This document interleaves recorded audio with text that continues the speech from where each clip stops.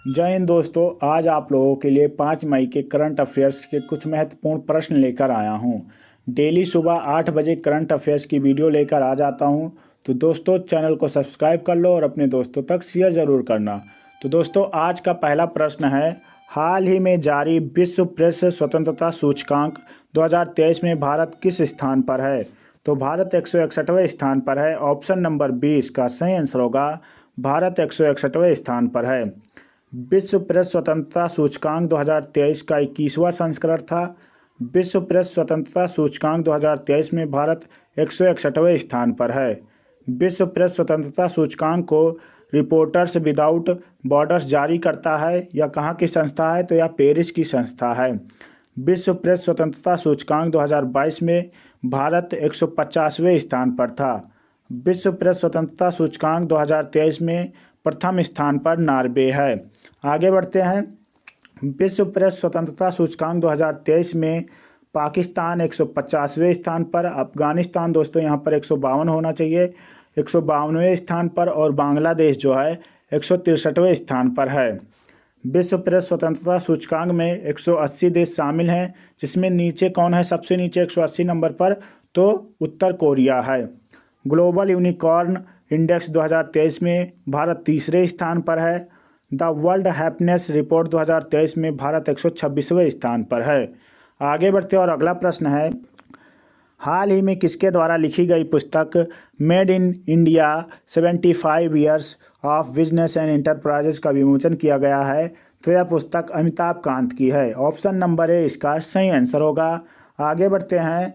इस पुस्तक में गुलाम भारत से लेकर विश्व की 5वीं सबसे बड़ी अर्थव्यवस्था बनने तक का सफ़र का वर्णन है। इसमें made in India 75 years of business and enterprises पुस्तक के लेखक अमिताभ कांत हैं। अमिताभ कांत वर्तमान में G20 के शेरपा हैं और नीति आयोग के पूर्व सीईओ रह चुके हैं।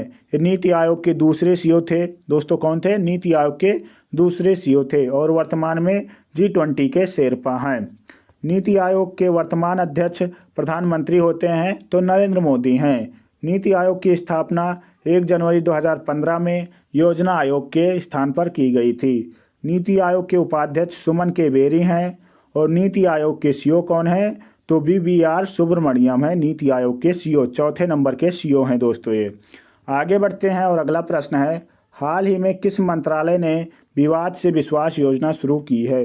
तो वित्त मंत्रालय ने शुरू की है। ऑप्शन नंबर 20 का सही आंसर होगा। आगे बढ़ते और अगला प्रश्न है, विवाद से विश्वास योजना वित्त मंत्रालय के द्वारा शुरू की गई है। पंचामृत योजना उत्तर प्रदेश राज्य से शुरू की गई है। अम्मा योजना और बहिनी योजना जो है सिक्किम राज्य के द्वारा शुरू की गई है। गो ग्रीन योजना गुजरात सरकार के द्वारा शुरू की गई है। तो गो ग्रीन योजना जो है गुजरात सरकार के द्वारा शुरू की गई है। विश्व प्रेस स्वतंत्रता दिवस कब मनाया जाता है? तो विश्व प्रेस स्वतंत्रता दिवस 3 मई को मनाया जाता है। ऑप्शन नंबर सी इसका सही आंसर होगा। 1 मई को विश्व श्रम दिवस मनाया जाता है। आगे बढ़ते हैं। विश्व प्रेस स्वतंत्रता दिवस 2023 की theme shaping a future of rights है। Shaping a future of rights विश्व प्रेस स्वतंत्रता दिवस 2023 की थीम है। हाल ही में अंडमान और निकोबार थिएटर कमांड का नया कमांडर इन चीफ किसे नियुक्त किया गया है? तो साजू बालकृष्णन को नियुक्त किया गया है। ऑप्शन नंबर इसका डी सही आंसर होगा। साजू बालकृष्णन को नियुक्त किया गया है। आगे बढ़ते हैं। अंडमान निकोबार थिएटर कमांड के नए चीफ ऑफ कमांडर साजू बालकृष्णन को नियुक्त किया गया है। वायुसेना के प्रमुख हैं BR चौधरी और वायुसेना दिवस 8 अक्टूबर को मनाया जाता है। नौसेना के प्रमुख हैं R हरि कुमार और नौसेना दिवस मनाया जाता है 4 दिसंबर को। नौसेना दिवस कब मनाया जाता है? तो 4 दिसंबर को मनाया जाता है। सेना के प्रमुख कौन है? तो जनरल मनोज पांडे हैं और सेना दिवस 15 जनवरी को मनाया जाता है। भारत के कमांडर इन चीफ कौन होते हैं? तो राष्ट्रपति होते हैं। भारत के कमांडर इन चीफ कौन होते हैं? तो राष्ट्रपति होते हैं। अगला प्रश्न है, हाल ही में सौराष्ट्र तमिल संगम प्रशस्ति पुस्तक का विमोचन किसने किया था? तो नरेंद्र मोदी जी ने वीडियो कॉन्फ्रेंसिंग के जरिए किया है। आगे बढ़ते और अगला प्रश्न है, हाल ही में किसे समाजवादी नेता के रूप में उनके योगदान के लिए शताब्दी पुरुष की उपाधि से सम्मानित किया गया है? तो ऑप्शन नंबर 20 का सही आंसर होगा पंडित रामकिशन को। आगे बढ़ते हैं। पंडित रामकिशन को सेंचुरी ऑफ मैन शताब्दी पुरुष से सम्मानित किया गया है। पंडित रामकिशन की आयु 97 वर्ष और यह राजस्थान के रहने वाले हैं। मुलायम सिंह यादव समाजवादी पार्टी के संस्थापक थे, जिनका हाल ही में निधन हो गया है। मुलायम सिंह यादव को पद्म विभूषण से सम्मानित किया गया है। मुलायम सिंह यादव को उनके मरने के बाद पद्म विभूषण से सम्मानित किया गया है।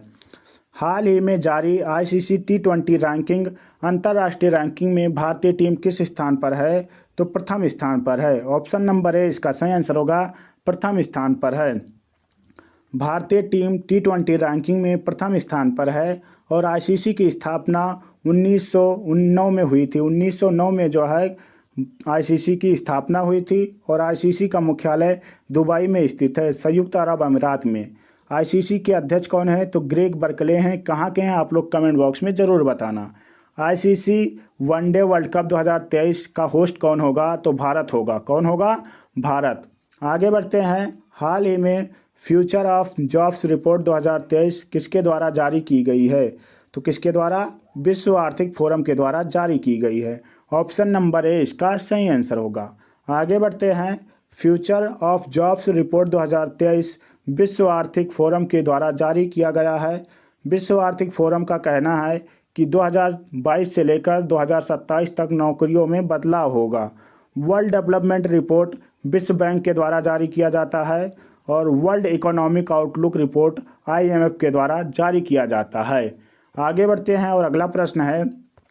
हाल ही में यूरोप के लिए पहला विश्व स्नूकर चैंपियनशिप का खिताब किसने जीता है? तो लुका ब्रिसेल्स ने जीता है। ऑप्शन नंबर ए इसका सही आंसर होगा। मार्क सेल्वी को हराकर जीता है। आगे बढ़ते हैं। यूरोप के लिए पहला विश्व स्नूकर चैंपियनशिप का खिताब लुका ब्रिसेल्स ने जीता है और कहाँ के रहने वाले हैं? तो बेल्जियम के रहने वाले हैं। बेल्जियम की राजधानी ब्रुसेल्स है और ब्रुसेल्स में नाटो का मुख्यालय स्थित है। विश्व स्नूकर चैंपियनशिप का आयोजन इंग्लैंड में किया गया है। तो कहाँ पर इसका आयोजन हुआ था? इंग्लैंड में। अगला प्रश्न है। हाल ही में बिहाना मेला का आयोजन कहाँ पर किया गया है? तो उड़ीसा में किया गया है। ऑप्शन नंबर सी इसका सही आंसर होगा। उड़ीसा में किया गया है। बिहाना मेले का आयोजन जो है उड़ीसा में बीज उत्सव के रूप में मनाया जाता है। धानु यात्रा और नुआखाई त्यौहार जो है उड़ीसा में मनाया जाता है। धानु यात्रा और नुआखाई त्यौहार जो है उड़ीसा में मनाया जाता है। अगला प्रश्न है। फूड कॉन्क्लेव 2023 का आयोजन कहाँ पर किया गया है? तो हैदराबाद में किया गया है। हैदराबाद कहाँ पर स्थित है? तो तेलंगाना में स्थित है। तो दोस्तों तेलंगाना कब आया अस्तित्व में? तो 2 जून 2014 में। 2 जून 2014 में आंध्र प्रदेश को अलग करके आंध्र प्रदेश को 2 हिस्सों में बांटकर एक कर दिया गया, आंध्र प्रदेश और एक तेलंगाना। तेलंगाना की राजधानी हैदराबाद है। अगला प्रश्न है। हाल ही में किसे बाफ्टा के सर्वोच्च सम्मान बाफ्टा फेलोशिप दिए जाने की घोषणा की गई है? तो मीरा सियाल को दिए जाने की घोषणा की गई है। ऑप्शन नंबर इसका बी सही आंसर होगा। आलिया मीर कौन है? तो दोस्तों आलिया मीर जो हैं वन्य जीव संरक्षण 2023 का पुरस्कार जीता है और शिव शंकरी जो हैं इन्होंने 2022 का सरस्वती सम्मान जीता है और इनकी पुस्तक जो है उसका नाम है सूर्यवंशम। आगे बढ़ते हैं। ब्रिटेन में रहने वाली भारतीय मूल की प्रसिद्ध अभिनेत्री और लेखिका मीरा सियाल को British academy of film and television arts द्वारा दिए जाने वाला सर्वोच्च सम्मान प्रतिष्ठित बाफ्टा फेलोशिप मिलने जा रहा है। तो दोस्तों बाफ्टा का फुल फॉर्म जो है British academy of film and television arts इसका फुल फॉर्म है। आगे बढ़ते और अगला प्रश्न है। किस देश के राष्ट्रपति ने संविधान के पुनर्लेखन के लिए जनमत संग्रह जीता है? तो उज्बेकिस्तान। ऑप्शन नंबर बी इसका सही आंसर होगा। उज्बेकिस्तान के राष्ट्रपति ने संविधान के पुनर्लेखन के लिए जनमत संग्रह जीत लिया है और उनका नाम क्या है? तो इनका नाम है दोस्तों शौकत। इनके राष्ट्रपति उज्बेकिस्तान के राष्ट्रपति का नाम है शौकत। आगे बढ़ते और अगला प्रश्न है। हाल ही में हॉकी विश्व कप 2023 किसने जीता है? तो जर्मनी ने जीता है। ऑप्शन नंबर ए इसका सही आंसर होगा। किससे हराकर? बेल्जियम को हराकर जर्मनी ने जीता है। आगे बढ़ते हैं। तो दोस्तों ये 4 मई के करंट अफेयर्स का रिवीजन कर लेते हैं फटाफट। देखते हैं पहला प्रश्न क्या था कल का। राष्ट्रीय खेलों का आयोजन कहाँ पर होगा जिसका उद्घाटन प्रधानमंत्री नरेंद्र मोदी करेंगे? गोवा। ऑप्शन नंबर सी इसका सही आंसर होगा। राष्ट्रीय खेलों का आयोजन गोवा में होगा। आगे बढ़ते हैं। हाल ही में बैंक ऑफ बड़ौदा के नए प्रबंध निदेशक पद पर किसे नियुक्त किया गया है? तो देवदत्त चंद को नियुक्त किया गया है। ऑप्शन नंबर इसका ए सही आंसर होगा, देवदत्त चंद को नियुक्त किया गया है। अगला प्रश्न है, हाल ही में आरबीआई के अनुसार लगातार तीसरे साल बाजार उधारी में शीर्ष पर कौन सा राज्य है? तो तमिलनाडु। ऑप्शन नंबर ए इसका सही आंसर होगा, तमिलनाडु शीर्ष पर है। आगे बढ़ते और अगला प्रश्न है, हाल ही में सैंटियागो पेना किस देश के नए राष्ट्रपति चुने गए हैं? तो पराग्वे के नए राष्ट्रपति चुने गए हैं। ऑप्शन नंबर ए इसका सही आंसर होगा। आगे बढ़ते और अगला प्रश्न है, हाल ही में परमाणु ऊर्जा आयोग के नए अध्यक्ष कौन बने हैं? तो ए के मोहंती बने हैं। ऑप्शन नंबर सी इसका सही आंसर होगा, परमाणु ऊर्जा आयोग के नए अध्यक्ष ए के मोहंती हैं। आगे बढ़ते और अगला प्रश्न है, हाल ही में रक्षा मंत्री राजनाथ सिंह किस देश को 3 दिवसीय दौरे पर गए हैं? तो मालदीव। ऑप्शन नंबर ए इसका सही आंसर होगा, मालदीव गए हैं रक्षा मंत्री राजनाथ सिंह। आगे बढ़ते और अगला प्रश्न है, हाल ही में किस राज्य को स्वच्छता के लिए हुडको पुरस्कार मिला है? तो Uttar Pradesh. Option number B इसका सही आंसर होगा, उत्तर प्रदेश को हुडको पुरस्कार मिला है। आगे बढ़ते और अगला प्रश्न है, हाल ही में प्रतिष्ठित गोल्डन ग्लोब रेस पूरी करने वाले पहले भारतीय कौन बने हैं? तो अभिलाष टॉमी बने हैं। ऑप्शन नंबर ए इसका सही आंसर होगा, अभिलाष टॉमी बने हैं। आगे बढ़ते और अगला प्रश्न है, बैडमिंटन एशिया चैंपियनशिप में स्वर्ण पदक जीतने वाली पहली भारतीय पुरुष युगल जोड़ी कौन सी है? तो सात्विक साईराज और चिराग शेट्टी की है। ऑप्शन नंबर सी इसका सही आंसर होगा, सात्विक साईराज और चिराग शेट्टी की है। आगे बढ़ते और अगला प्रश्न है, भारत तेज गश्ती पोत और लैंडिंग क्राफ्ट किस देश को देगा? मालदीव को देगा। ऑप्शन नंबर बी इसका सही आंसर होगा, मालदीव को देगा। आगे बढ़ते और अगला प्रश्न है, हाल ही में आसियान भारत समुद्री अभ्यास किस देश में आयोजित किया जा रहा है? तो सिंगापुर में आयोजित किया जा रहा है। ऑप्शन नंबर ए इसका सही आंसर होगा। आगे बढ़ते और अगला प्रश्न है, किस देश के डिंग लेरेन विश्व पुरुष शतरंज चैंपियन बने हैं? तो चीन के। ऑप्शन नंबर बी इसका सही आंसर होगा, चीन के हैं डिंग लेरेन। आगे बढ़ते और अगला प्रश्न है, भारत की पहली अंडर सी सुरंग किस राज्य में बनाई जा रही है? तो महाराष्ट्र राज्य में बनाई जा रही है। ऑप्शन नंबर ए इसका सही आंसर होगा। आगे बढ़ते और अगला प्रश्न है, हाल ही में न्यायमूर्ति टी.एस. शिवगर्णम किस उच्च न्यायालय के मुख्य न्यायाधीश बने हैं? तो कोलकाता उच्च न्यायालय के। ऑप्शन नंबर ए इसका सही आंसर होगा, कोलकाता उच्च न्यायालय के। आगे बढ़ते और अगला प्रश्न है, हाल ही में भारत का पहला केबल स्टे रेल ब्रिज कहाँ बना कर तैयार हो गया है? तो कहाँ पर बनकर तैयार हो गया है? जम्मू कश्मीर में। ऑप्शन नंबर इसका सी सही आंसर होगा, जम्मू कश्मीर में। आगे बढ़ते और अगला प्रश्न है, हाल ही में वैश्विक शिक्षा और प्रशिक्षण प्रदर्शनी का आयोजन कहाँ पर किया गया है? तो कहाँ पर? दुबई में किया गया है। ऑप्शन नंबर ए इसका सही आंसर होगा, दुबई कहाँ पर स्थित है? तो संयुक्त अरब अमीरात में स्थित है। अगला प्रश्न है, हाल ही में प्रधानमंत्री नरेंद्र मोदी ने कितने नए एफएम ट्रांसमीटर का उद्घाटन किया है? तो 91। ऑप्शन नंबर बी इसका सही आंसर होगा, 91 नए एफएम ट्रांसमीटर का उद्घाटन किया है। अगला प्रश्न है, हाल ही में केंद्रीय कैबिनेट ने देश में कितने नर्सिंग कॉलेजों की स्थापना के लिए मंजूरी दी है?